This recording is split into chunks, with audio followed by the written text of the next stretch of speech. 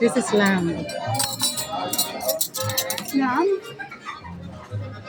So she bought a lamb. Okay, eat. Go. Ayaw pa niya kumain kasi tuwang-tuwa pa siya sa mga nakikita niya.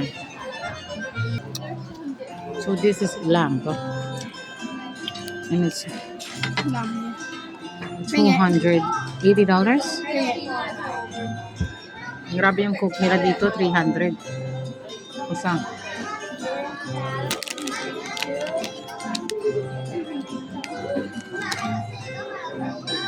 Diyos ko, inuna pa yung cook kaysa sa real food.